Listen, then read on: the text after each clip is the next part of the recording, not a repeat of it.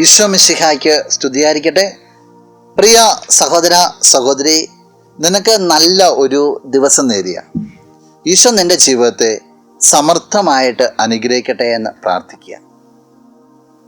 വിശുദ്ധ മത്തായി അറിയിച്ച സുവിശേഷം 23 അധ്യായം 11 തിരുവചനം. നിങ്ങളിൽ ഏറ്റവും വലിയവൻ നിങ്ങളുടെ ശുശ്രൂഷകനായിരിക്കണം. ഈശോ ഒരു മാനദണ്ഡമാണ് പ്രഖ്യാപിക്കുക. നിങ്ങൾ വലിയവനാകാൻ ആഗ്രഹിക്കുന്നവൻ ഏത് വ്യക്തിയാണെങ്കിലും അവരെല്ലാം ശുശ്രൂഷകനായിരിക്കണം.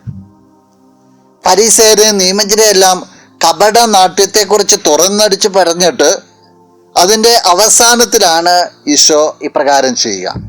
മറ്റുള്ളവരെ കാണിക്കാൻ വേണ്ടി ആയിരിക്കരുത് നിങ്ങൾ ചെയ്യുക. നിങ്ങളെ കാണേണ്ടതും നിങ്ങളെ വിലമതിക്കുന്ന നിങ്ങളുടെ ദൈവപിതാവാണ്. ദൈവത്തിലേക്ക് ഫോക്കസ് കൊടുക്കുക, മറ്റുള്ളവരെ പ്രശംസയല്ല. അങ്ങനെ പറഞ്ഞിട്ട് ഈശോ പറയുക, നീ നിന്നെ തന്നെ വിനീതനാക്കണം, നീ നിന്നെ തന്നെ ശുശ്രൂഷിക്കുവാൻ വേണ്ടി വിട്ടുകൊടുക്കണം. അപ്പോൾ നിനക്ക് മഹത്വം ഉണ്ടാകും. ഈശോ കാണിച്ചു തരുന്ന മഹത്വം അതാണ്. ഈശോയുടെ ജീവിത ശൈലിയാണത്. അതാണ് നമ്മൾ ജീവിതത്തിൽ ഒപ്പിയെടുക്കേണ്ടത്. ഈ നോമ്പ് കാലത്ത് ആ ശൈലി സ്വീകരിക്കുവാൻ നമുക്ക് സാധിക്കട്ടെ.